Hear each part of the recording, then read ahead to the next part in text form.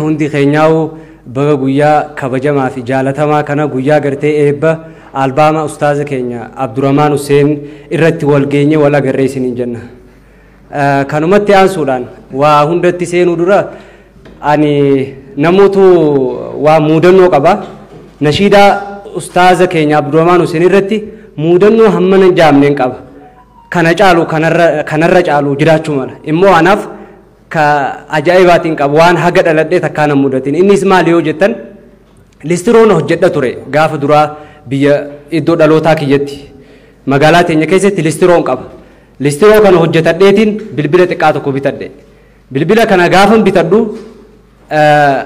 obboleewwan kiyya dubartoota lamaan qaba warri keenya dhiiraaf ana qaba. Dubartoonni keenya lamaan kun uffata narraa miicaa turan. Isaan kun garuu na biraa deeman barnootaaf. Takka Finfinnee kana eessuma kiyya bira na biraa galte, takka ammoo Calanqootti eessuma kiyya biratti na jalaa galte. Kophaan ta'e akka malee anaaf ummaatii tana dhalte bichaa taanii jechuudha. Haguma kanatti ustaazni keenya nashiidaa takka tagartee hoggaa adda bahuu garaan nama nahaa kajuu kana baase. Ilmi namaa nama tahaa jee nashiidaa kana dhaggeeffadha. Halkanii guyyaa dhaggeeffachaan booya. Ni hin booya baay'ee natti dhagahama ture. Maaliif obboleewwan koo agartee akka dhiiratti akka abbatti akka gartee waa hundatti of biratti qabee isaan kan of dura daawwitii godhadhee listirooti yoo hojjetadhaa bilbila kana bitadhe maaliin ta'ee ganama tokko subii salaata jee akkumaan keetti bilbilummaan itti obboleewwan kiyya yaadadhu kun nashiidaa kanaan shintibeetii na jalaa bu'e.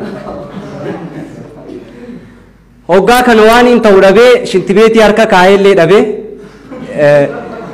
bilbila barbaadee dhabee dhugaa duba maaliin jee gabbee lallabee namni hundi rafaa jira subiin salaata jeetiin kee ummiin tiyya mana ciisaa jirti yaa ummii tiyya nashiidaa sanii hojii keessan irraa kutee bariin jeen namni tokko na dhagaa jiru anammoo na dhagaa jiraniif hin ta'a haati tiyya akkasitti gabbaatee boochee liqii fuutee naa bittee dura maaliin godhe garuu nashiidaa namni hoggaa adda bahuu garaan nama nahaa juusaniin isii bichitaan barbaadee qarshi 15 itti namaa waraabanii itti waraabbadhee jechuudha obboleewwan keenya.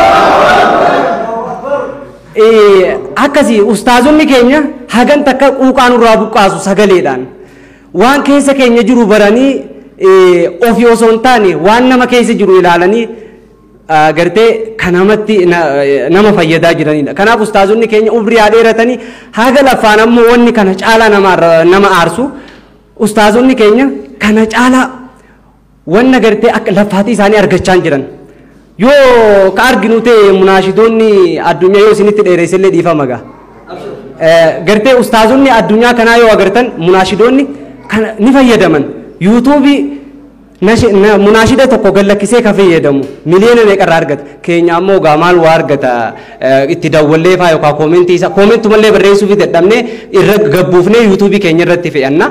Jajjabeessu mallee dadhabne jechuudha. Kuni hafuu qaban isiniin jaa Ustaaz Abdurrahman Hussein hedduu takka rabbiif jecha I love you so much akkasini jawwee dubartii qofa wayyaa dhiiraanis hin yaanime. Maaliif jennaan rasuulli keenya illee sallallahu alaihi wasallam nama jaalatan tokko rabbiif jecha akka jaalatan itti himaadhaa jaanime. Kanaaf Ustaaza kiyya wallahi summa wallahi fakkeessaaf osoo hin taane rabbiif jecha si jaaladha umurii si haa dheeressuun siin jaa.